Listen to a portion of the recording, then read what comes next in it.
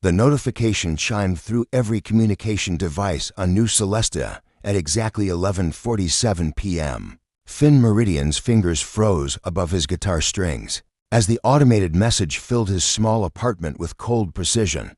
Attention all residents. Effective immediately. Ordinance 2847 prohibits all auditory emissions above 15 decibels between midnight and sunrise. Violation will result in immediate detention. Compliance is mandatory. Finn's eyes found Zara immediately. She sat curled in their reading nook, her iridescent blue skin already losing its natural luminescence, the first sign of stress in her. People. The Sirathi were among the most gentle beings on New Celestia, their entire culture revolving around harmony. "It's going to be okay," he whispered, setting his guitar aside, but he could see her delicate, fan-like ears folding inward, a protective mechanism against danger. Zara's voice came in a melodic trill. "Finn, my people don't understand silence, not complete, enforced silence." Her amber eyes reflected their apartment's soft lighting. The notification said temporary. But for how long? He reached for her hand, marveling at how her skin felt like warm silk. They'd been together 8 months, since she'd wandered into the coffee shop where he played evening sets. She'd been drawn to his music like flowers turned toward sunlight. "We'll figure something out," Finn said, though uncertainty gnawed at him. The countdown read 11:50 to p.m. 8 minutes. Zara stood gracefully, her movements fluid despite obvious distress. Her hair shifted from deep blue to silver depending on emotion, right now showing threads of pale gray. "There's something I haven't told you about my people and silence." Her musical voice trembled. "Your scientists call it silence sickness. We lose our ability to process emotion, then memory, then basic motor functions. If deprived of harmonic stimulation too long, we fade, like a song growing quieter until it's gone." "How long before symptoms become serious?" "It varies. Some Sirathi last a week. Others," she moved to the window, watching lights wink out across the district. "Others show signs within hours. I've always been sensitive to harmonic changes." 11:56 p.m. Finn's mind raced.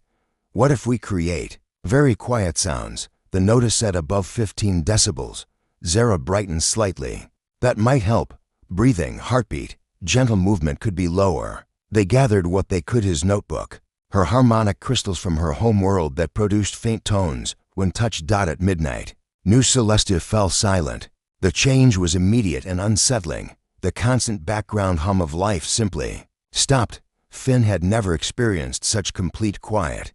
This was the silence of space itself. Beside him, Zara shuddered. They arranged themselves on their bed, close together. For the first hour, they tried to sleep, but Zara's bioluminescence continued dimming, her breathing becoming labored. "Talk to me," he whispered. "Tell me about the music gardens on your home world." Her voice barely audible, she described crystalline formations where her people created symphonies heard across continents. She spoke of singing stones and trees humming with planetary magnetic fields. As she talked, some silver returned to her hair. They took turns whispering stories, sharing memories. But as night wore on, even whispered conversations required more effort. Zara's responses grew shorter, her voice more strained. Around 3 a.m., she stopped responding altogether. "Zara." Panic rose in his chest. "Can you hear me?" She stirred, eyes unfocused. When she spoke, her voice had lost its musical quality. "I can hear you, but it's distant, like you're speaking from another room." Moving carefully, he positioned his hand over her heart and began tapping a rhythm against her chest, barely perceptible, more vibration than sound. Zara's eyes focused slightly. "What is that?" "Your heartbeat in 4/4 time, like a slow waltz." A faint smile crossed her lips. "Humans find music everywhere. Maybe that's what you need right now, music in the silence." They experimented with tiny sounds below 15 decibels. Fingernails against fabric created soft rhythm. Controlled air through lips produced faint whistles. It wasn't enough to fully counteract Zara's symptoms, but it helped. When morning came, Finn immediately played the gentlest melody he knew. Zara's response was immediate. Color flooded her skin, hair shifted toward natural blue. "Better?" he asked. "Much, but her expression remained troubled. If this continues for weeks or months, he took her hands. Then we'll find a way. We'll learn to make music in silence if we have to. That's impossible, is it? He smiled, the idea forming. You understand harmonic mathematics. I know acoustic engineering. Maybe we can't make traditional music during midnight hours, but there might be other ways to create vibrations you need. Zara's eyes brightened with curiosity. Humans have made music for thousands of years before electricity. Our ancestors used wind, water, natural resonance. He began sketching. What if we design something using environmental forces? Something creating sound without human action? The wind, Zara breathed. It blows constantly here at night. Exactly. Wind chimes engineered for your harmonic needs. Sounds just below 15 decibels. For the first time since the restriction. Zara's smile reached her eyes. A machine that makes music from silence itself, not a machine. Finn corrected, taking her hands again. An instrument. One that plays the song of to people who refuse to let silence come between them. They spent the day gathering materials, metal strips, wooden tubes, crystalline fragments. By evening, their apartment looked like a laboratory with measuring tools and prototype designs everywhere. As the second midnight approached, they completed their first prototype. Small enough for their balcony, the chimes were arranged in complex, geometric patterns to maximize harmonic interaction while minimizing volume. At 11:55 p.m., they suspended it from the balcony railing. The night breeze immediately set it in motion, producing soft, ethereal tones that danced just at hearing's edge. Zara's response was immediate. Her skin brightened, hair shimmered with renewed silver and blue. It's beautiful, she whispered as midnight fell. It sounds like starlight. If starlight could sing. They held each other close, listening to their wind chimes create a private symphony in darkness. Tomorrow we should build more, she said softly. There are others who need this. Finn nodded, already envisioning larger installations. We'll start with the Sirathi district, and then everyone. Because everyone deserves music, especially when it's taken away. As they drifted to sleep to gentle wind chimes, neither realized their small act of love would soon spark a movement that would change New Celestia forever. Marcus Chen Volkov stood in the doorway of harmony and strings, watching his wife slowly die one silent note at a time. The music shop that had been their shared dream for 15 years now felt like a mausoleum, its instruments hanging mute on the walls like forgotten prayers. Nira Solthane Chen moved through their store with the careful precision of someone conserving energy. Her normally vibrant coral skin had faded to pale pink, and the melodic undertone that usually accompanied her breathing, a trait of all Aquelians, had reduced to barely perceptible whispers. It was the third day since the silence ordinance began, and Marcus could see his wife disappearing a little more each hour. The Kellerman account called again, she said, her voice lacking its usual lyrical quality. Even after 20 years together, he still missed the way she used to speak, as if every sentence were part of an ongoing song. They want to know when we can resume giving lessons. Marcus set down the inventory tablet he'd been pretending to work on. What did you tell them? The truth, that we don't know. Nira touched the silent piano keys with trembling fingers. For her people, music wasn't entertainment or art, it was biology. Aquelians had evolved on a world where sound waves from crystalline formations provided essential nutrients their bodies couldn't produce naturally. Without regular melodic input, they essentially starved. Maybe we should close the shop for a while, Marcus suggested gently. Focus on getting through this. Nira's head turned toward him, and he caught a glimpse of the woman he'd fallen in love with, fierce, determined, beautiful. This shop is our life, Marcus. It's where we met, where we built everything together. I won't let them take that too. He remembered that day 20 years ago when she'd wandered into his small repair workshop, carrying a damaged harmonic flute from her home world. She'd been a graduate student then, studying xenomusicology, trying to understand how different species processed sound. He'd been a struggling engineer who fixed instruments to pay the bills while dreaming of designing new ones. Play something for me, she'd asked after he'd successfully repaired her flute. I don't play. I just fix things. Everyone plays something. Marcus Chen Volkov Even if they don't know it yet, she'd been right. Under her patient guidance, he'd discovered he had a talent for electronic composition, creating soundscapes that bridged human and alien musical traditions. Their collaboration had grown into partnership, then love, then marriage. Then this shop where beings from across the galaxy came to find instruments that spoke to their souls. Now the silence threatened to end it all. A soft chime indicated someone entering the shop. The door's mechanical bell was one of the few sounds still permitted during day hours. A young Sirathi woman entered, her blue skin dim with distress, accompanied by a human man with tired eyes. "Excuse me," the human said. "We heard you might know about acoustic engineering. We're looking for materials to build wind instruments that stay below the volume restrictions." Marcus straightened with interest. "What kind of instruments?" The Sirathi woman spoke, her voice strained. "Something that uses environmental forces. Wind chimes, perhaps, but precisely tuned for harmonic therapy." Nira moved closer, her scientific curiosity overriding her fatigue. "You're trying to create subsonic resonance patterns for medical necessity." "Exactly." The human Finn, he introduced himself, explained their experiments with ultra-quiet wind chimes. "We managed to help Zara through the night, but we need to scale up. There are others suffering." Marcus felt something ignite in his chest, the same spark he'd experienced 20 years ago, when Nira had challenged him to think beyond simple repairs. "Show me your designs." They spent the next hour huddled around Marcus's workbench, sharing calculations and theories. Nira's expertise in xenomusicology proved invaluable as she identified the specific frequency ranges different species needed. Her breathing grew steadier as they worked, the intellectual stimulation providing some relief from her symptoms. "The harmonists need subsonic pulses," she explained, sketching waveform patterns. "The resonance creatures require rhythmic vibrations. Each species has different requirements, but there might be overlap." Marcus realized, if we could design modular systems that hit multiple frequency ranges simultaneously. Finn nodded eagerly. "Create chime networks that serve entire neighborhoods." As they planned, Marcus watched his wife transform. Color slowly returned to her skin as she lost herself in the complex mathematics of harmonic interaction. This was Nira at her best, brilliant, passionate, alive with purpose. "We'll need precision manufacturing," she said, "and extensive testing to stay within legal limits." "I have the equipment," Marcus offered.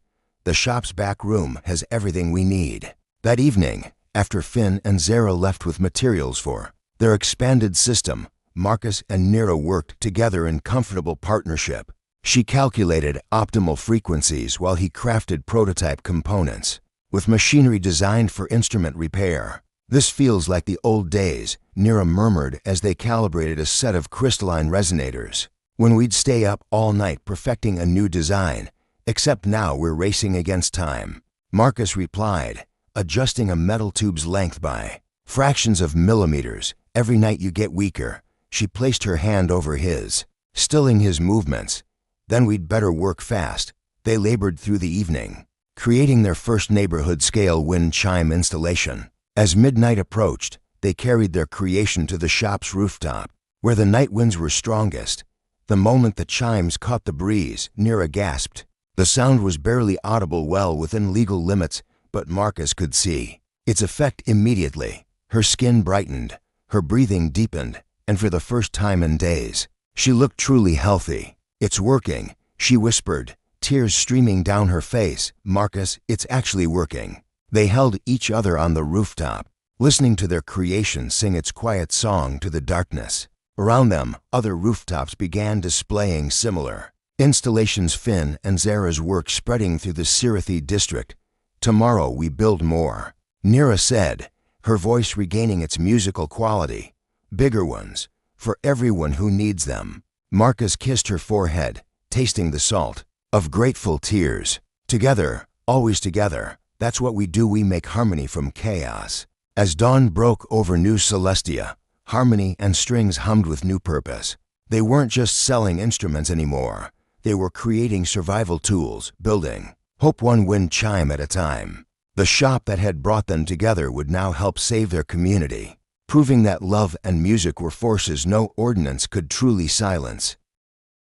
The hidden entrance to the Resonance Underground lay beneath the old subway maintenance tunnels, 3 levels down from New Celestia's bustling commercial district.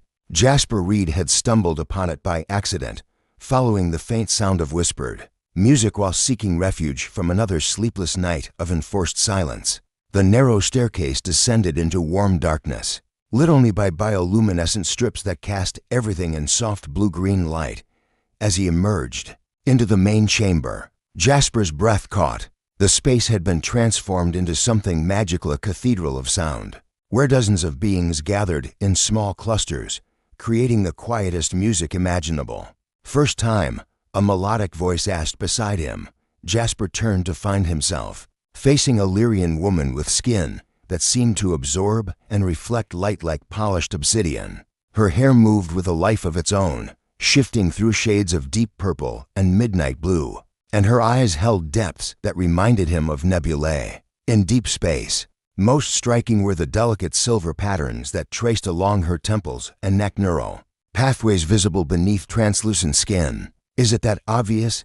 he asked, trying to keep his voice low. She smiled, and the silver patterns along her temples pulsed gently with warm light. "You're standing like someone who hasn't heard real music in days." "I'm Kessa Moonwhisper, Jasper Reed." He gestured toward the scattered groups around them. "What is this place?" "Sanctuary," Kessa replied simply. "We started gathering here after the first night. My people were empathic through sound. Without music, without the emotional resonance it creates, we lose our ability to connect with others. We become isolated in our own minds." Jasper watched as she spoke, fascinated by the way her hair color shifted with her emotions deepening to rich indigo when she discussed her people's struggles, brightening to violet when she looked around the chamber with obvious affection. "How do you keep it quiet enough?" he asked. Kessa led him deeper into the space, past small groups engaged in various activities. Some sat in circles, humming in harmonies so soft they felt more like vibrations than sound. Others worked with tiny instruments, music boxes, miniature bells, even modified breathing techniques that created barely audible melodies. "We've learned to make music with our entire beings," she explained. "Lyrians can generate subsonic frequencies through controlled meditation, combined with precise acoustic engineering." She gestured toward the chamber's walls, which Jasper now realized were lined with complex arrangements of resonating materials. "We've created spaces where sound can exist without traveling beyond these walls." They paused beside a group, working on what appeared to be a 3-dimensional sound sculpture. Suspended crystals, metal wires, and organic materials arranged in intricate patterns that caught and redirected even the faintest acoustic vibrations. "I'm an artist," Jasper said, studying the installation with professional interest. "Or was. Before all this, I work with interactive sculptures, pieces that respond to environmental input." Kessa's eyes brightened, the silver patterns along her temples pulsing more rapidly. "Then you understand resonance systems, the way materials can be arranged to amplify and focus energy." "Exactly. Though I've never worked with sound as the primary medium." He found himself moving closer to her, drawn by the subtle way she seemed to harmonize with the space around them. Could you show me how this works?" The next few hours passed in a blur of discovery. Kessa guided him through the principles of Lyrian acoustic empathy, teaching him to feel sound as much as hear it. She showed him how her people used neural resonance to create emotional connections through shared frequencies, how the silver pathways in their skin actually conducted harmonic vibrations directly to their consciousness. "For us, music isn't entertainment," she explained as they worked together to adjust a small crystal ray. "It's communication at the deepest level. When I hear certain frequencies, I can feel the emotions of whoever created them, their joy, their sorrow, their hope." Jasper watched her hands move with practiced precision, adjusting the crystal positions by millimeters to achieve perfect harmonic balance. "What do you feel from the wind chimes people are building above ground?" Kessa paused, her hair shifting to a warm amber color. "Love," she said softly. "Desperation and determination and love. Someone refusing to let silence destroy what matters." Most of them, their eyes met, and Jasper felt something shift in the air between them, not quite sound, but definitely presence. Is this how it works? This connection you're talking about? Part of it. Kessa's voice had dropped to barely a whisper, but somehow he heard every word with perfect clarity. Lyrian bonding happens through shared frequency creation. When two people work together to create harmony, their neural patterns begin to synchronize. They were standing very close now, their hands nearly touching as they fine-tuned the crystal installation. Jasper could feel a subtle vibration in the air around Kessa, as if her very presence created music at frequencies he couldn't quite perceive. "Teach me," he said. "I want to understand what you're feeling." Kessa's hair brightened to rich violet, and she placed her hand over his on the crystal array. "Close your eyes. Feel the vibration, not just in your ears but throughout your body. Let it guide your movements." Under her guidance, Jasper began to understand how sound could be sculpted like clay or paint. Together, they created installations that caught and redirected the chamber's whispered music, amplifying emotional resonance while maintaining perfect acoustic discretion. As they worked side by side, Jasper found himself increasingly attuned to Kessa's subtle communications. The way her hair color indicated mood, how the silver patterns pulsed in rhythm with her thoughts, the almost inaudible harmonics she generated when concentrating deeply. "You're learning quickly," she murmured as they completed their third collaborative piece, a delicate arrangement of resonating stones that seemed to sing without making any audible sound.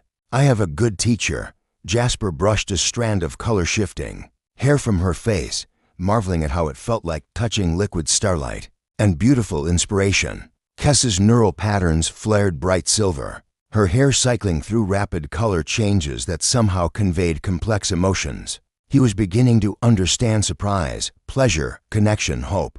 "The silence above is supposed to divide us," she said, stepping closer to him, "force us apart, make us afraid to reach out to each other. But it's having the opposite effect down here," Jasper realized. "It's teaching us new ways to connect." They spent the remaining pre-dawn hours creating together, building acoustic sculptures that would help others find the same harmony they had discovered. As sunrise approached and the chamber began to empty, Kessa and Jasper remained reluctant to return to a world where their newfound connection would be stifled by artificial restrictions. "Will you come back tonight?" Kessa asked as they climbed toward the surface. Jasper squeezed her hand, feeling the subtle harmonic vibrations that seemed to flow between them now. "Try to keep me away." As they emerged into the dawn light of New Celestia, both carried something new, not just techniques for creating quiet music, but the beginning of a bond that silence could never break. River Blackstone was 3-star systems away when the silence ordinance reached him, transmitted through standard trade channels like a death sentence wrapped in legal bureaucracy. He stood in the cargo bay of his freight hauler Wandering Star, staring at the communication screen while ice formed in his veins. All travel to and from New Celestia colony suspended indefinitely. No exceptions for commercial or personal transport. Violation will result in vessel impoundment and criminal charges. His hands shook as he calculated the distance. Vera Nightsong was alone on New Celestia, and her people, the Harmonists, were among the most vulnerable to silence-related trauma. Without musical telepathy, they couldn't process complex thoughts or emotions. Within days, they fell into catatonic states that could become permanent. River's personal communicator chimed with an incoming message, and his heart leaped until he saw it was an automated system. Notification, not Vera's familiar harmonic signature. New Celestia communications restricted to emergency services only. Personal transmissions suspended. He was completely cut off from her. River sank into his pilot's chair, memories flooding back. He'd met Vera 2 years ago at the Harmonic Convergence Festival, where her people performed the most beautiful music in known space. Harmonists didn't just play instruments, they became them, channeling melodies through their neural networks and sharing them telepathically with audiences. Vera had been performing a solo piece when their eyes met across the concert hall. The music had shifted, becoming something intensely personal. A conversation in pure sound between two souls recognizing each other. After the show, she'd found him in the crowd. "I felt you listening," she'd said, her voice carrying the subtle musical undertones of her people. Not just hearing, listening with your heart. Their relationship had been built on that connection. River's nomadic life as an interstellar trader meant long separations. But Vera had taught him to hear the music in space itself, the harmonic resonance of stellar winds, the rhythmic pulses of neutron stars, the vast symphonies that played between the worlds. When you're far away, she'd whispered during their last night together, listen for the song of home. I'll be singing it, always. Now that song might be silenced forever. River spent the next hour frantically researching alternative routes to New Celestia. Every approach was blocked military patrol ships, automated defense grids, even the smuggler's routes he'd learned during his early trading days. The colony was sealed tighter than a vacuum breach, but River Blackstone hadn't built a successful trading operation by accepting impossible situations. He opened his ship's manifest, studying the cargo contracts that had brought him to this system. Medical supplies for the mining colonies, luxury goods for the resort stations, and his pulse quickened. Component materials for atmospheric processors, bound for the terraforming project on Kepler 7, the kind of equipment that required specialized transport authorizations, emergency clearances for critical infrastructure. River began making calls. 3 hours later, he'd restructured his entire cargo manifest, trading favors, credits, and future contracts to acquire a shipment of emergency atmospheric components for New Celestia's critical life support systems. The paperwork was creative but legal, the kind of bureaucratic flexibility that kept interstellar commerce functioning. The journey back took 18 hours of hard burn, pushing his ship's engines beyond recommended limits. River spent the time monitoring long-range sensors for any news from New Celestia. What he found was disturbing scattered reports of medical emergencies, communication blackouts, and unconfirmed rumors of alien species entering catatonic states. When the colony finally appeared on his forward screen, River's heart sank. The normally bright city lights were dimmed, whole districts dark or flickering. Emergency beacons dotted the spaceport, and the usual chatter of commercial traffic was replaced by terse military communications. Freight hauler Wandering Star, you are entering restricted space. State your business. River transmitted his forged emergency clearance, holding his breath as the patrol ship's scanners verified his documents. After long minutes, clearance came through. Docket Emergency Bay 7. Unloading supervised, no personal movement authorized. River's ship touched down in a nearly empty spaceport. Through the viewports, he could see the colony's lights dim to emergency levels, and an eerie stillness had replaced the usual bustle of activity. Even the air felt wrong, to quiet, to empty. A human customs officer met him at the airlock, flanked by 2 security guards. River Blackstone, you're cleared for supervised cargo transfer only. No personal contact authorized. I understand. River replied, though his heart was racing. How long for the transfer? 3 hours, maybe 4. Depends on how cooperative you are. River spent those hours in agony, unloading atmospheric components he didn't need while his mind focused entirely on Vera. Her apartment was only 20 kilometers away, but it might as well have been on another planet. As the final cargo container was removed, River made his decision. He'd come too far to turn back now. Officer, he said to the customs supervisor, I've been traveling for 18 hours straight. Any chance I could grab some food from the station commissary? Before departure, the man checked his tablet. 15 minutes. Escorted only. It was enough. River had studied the station layouts during his approach. The commissary was 3 levels below Vera's residential district, connected by maintenance tunnels he'd explored during previous visits. If he could slip away from his escort, the opportunity came when his guards stopped to check identification with another security team. River ducked into a maintenance corridor, his heart pounding as alarms failed to sound. The tunnels were darker than usual, emergency lighting casting long shadows. He climbed service ladders and navigated forgotten passages, guided by memory and desperation. When he finally reached Vera's building, he used the emergency access codes she'd given him months ago, praying they still worked. Her apartment door was unlocked, never a good sign. River stepped inside and felt his world collapse. Vera lay motionless on her meditation cushions, surrounded by the silent instruments that normally filled her home with constant music. Her usually vibrant skin had faded to pale gray, and her breathing was so shallow he had to check twice to confirm she was alive. "Vera." He knelt beside her, taking her hand in his. No response. Her neural pathways, normally visible as shimmering patterns beneath her skin, had gone completely dark. River had arrived too late. The silence had already claimed her. But as he held her still form, he remembered something Vera had taught him. Music existed everywhere, even in silence.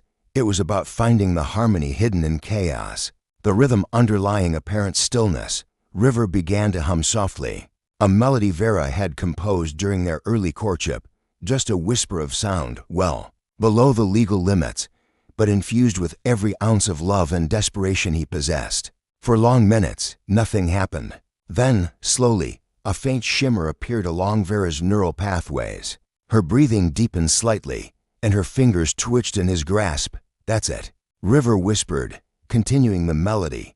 "Come back to me, love. Follow the song home." Outside, he could hear security forces searching the building. Soon they would find him, and he would face imprisonment for violating the restrictions. But none of that mattered now.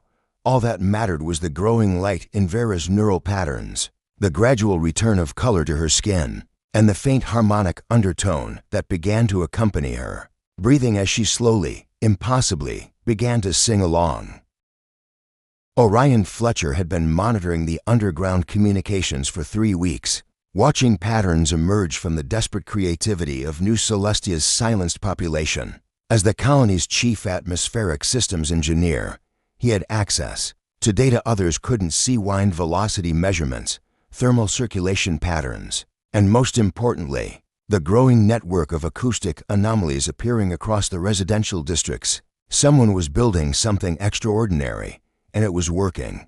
The emergency council meeting convened at dawn in the old maintenance complex where Jasper and Kessa had first found each other. Representatives from every affected species gathered in the shadowed chamber, their faces drawn with exhaustion and hope in equal measure. Finn sat with Zara, her bioluminescence stronger than it had been in weeks thanks to their expanding wind chime network. Marcus held Nira's hand, both of them flanked by stacks of technical diagrams. Jasper and Kessa worked quietly in the corner, adjusting a complex acoustic sculpture that seemed to pulse within her rhythm. And near the entrance, River supported Vera, who was still recovering from her near-catatonic state, but insisted on attending. "We've proven it works on small scales," Finn said, addressing the assembled group. "But we need something bigger, something that can reach every neighborhood, every family." Nira spread out her calculations on a makeshift table. "The mathematics are sound. We can create harmonic networks that span entire city blocks. But the precision required," she shook her head. "We'd need manufacturing capabilities beyond what our individual shops can provide. And atmospheric modeling," Marcus added, "to predict wind patterns, thermal changes, seasonal variations. This has to work consistently, not just on calm nights." That's when Orion stepped forward from the shadows. He was a tall, weathered man with engineer's hands and eyes that missed nothing. "What if I told you we could have all of that?" Every head turned toward him. River tensed, instinctively protective of their hidden sanctuary. "Who are you?" "Orion Fletcher. I design the systems that keep this colony breathing." He gestured toward the chamber's improvised acoustic treatments. "And I've been watching what you've accomplished down here. It's brilliant work." Kessa's hair shifted to cautious amber, her empathic abilities reading complex emotions from the newcomer. "He's telling the truth, but there's something else." Orion nodded grimly. "The official medical reports, the ones they're not releasing to the public. 17 species are showing critical symptoms. The harmonists are entering permanent catatonic states. The resonance creatures are dying. We have maybe a week before this becomes irreversible for thousands of beings." Vera stirred in River's arms, her voice barely a whisper, but carrying the musical undertones that indicated her recovery. "What are you proposing?" "A colony-wide atmospheric sound system, disguised as emergency weather monitoring equipment." Orion produced a small holographic projector, filling the chamber with three-dimensional schematics. Wind harvesting stations positioned on every major building, connected by underground resonance chambers. From the outside, it looks like an upgraded storm warning network. The assembled group studied the designs with growing excitement. The system was elegant in its complexity. Thousands of precisely tuned wind instruments working in harmony to create a subsonic symphony that would blanket the entire colony. The volume levels, Marcus asked, his engineering instincts engaged. Completely within legal parameters, below 15 decibels at ground level. But the harmonic complexity, Orion smiled. It would be like living inside a vast musical instrument. Zara's skin brightened with hope. It could work. If we incorporate the frequency mappings we've developed, specific resonance patterns for each species, I can handle the empathic coordination, Kessa offered. Help ensure the emotional harmonics align properly across different cultural groups. River looked up from supporting Vera. What about installation? This would require access to every major building in the colony. Orion's expression grew serious. That's where it gets complicated. I have the authority to authorize emergency atmospheric modifications, but once we start, we have to complete the entire network in a single night. If they realize what we're actually building, they'll shut it down, Finn finished, and probably arrest all of us. Which is why we need everyone, Orion continued. Every engineer, every musician, every person who's been fighting the silence. One night, working together, to build something that will save thousands of lives. The vote was unanimous. The next 24 hours became a blur of preparation. Using Orion's official authorization, teams spread across New Celestia, installing what appeared to be weather monitoring equipment. Finn and Zara coordinated the harmonic calibrations. Marcus and Nira manufactured precision components in workshops across the city. Jasper and Kessa designed acoustic focal points that would amplify and distribute the wine-captured melodies. River uses trading connections to source rare materials, while Vera provided the musical frameworks that would guide the entire symphony. As midnight approached on their target night, hundreds of volunteers took positions across the colony. Engineers, musicians, artists, lovers, all united by the understanding that silence was not peace, but the absence of life itself. At exactly 12 a.m., Orion activated the central coordination system. The change was immediate and breathtaking. As New Celestia's thermal winds picked up with the night's cooling, thousands of precisely tuned instruments began to sing. The sound was barely perceptible to most humans, a gentle whisper, just at the edge of hearing, but for the alien species, it was salvation. Across the Sirathi district, bioluminescent patterns blazed to life as an entire people rediscovered their harmony. In the harmonist quarter, catatonic beings stirred and began to hum along with the wine song. The resonance creatures emerged from their death-like sleep, their crystalline bodies chiming in perfect synchronization with the atmospheric symphony. Finn held Zara on their balcony, watching her skin achieve luminescence brighter than he'd ever seen. It's working, she whispered, tears of joy streaming down her face. The whole colony is singing. Throughout the city, couples reunited in joy and relief. Marcus and Nira danced slowly in their shop, surrounded by instruments that seemed to pulse with renewed life. Jasper and Kessa stood on a rooftop, her hair cycling through every color of happiness as they listened to their collaborative vision come to life on a city-wide scale. River held Vera close as her neural pathways blazed with silver fire, the wine-carried melodies restoring her telepathic abilities. The authorities discovered the deception by morning, but by then it was too late. The atmospheric sound system had become essential infrastructure. Removing it would cause mass casualties among 17 alien species. Medical reports confirmed what everyone could see. The crisis was over, and in the months that followed, something unexpected happened. The constant, subtle music woven into New Celestia's very atmosphere began to change its human residents too. Crime rates dropped, artistic expression flourished. Children grew up learning to hear the harmony in everything around them. Orion Fletcher stood in his engineering center, monitoring the system he'd helped create. Through his windows, he could see couples walking hand in hand through streets where the wind itself had learned to sing. The silence ordinance remained officially in effect, but it had become meaningless. You cannot legislate against love, or music, or the wind. New Celestia had become a symphony, and every heartbeat was part of the song.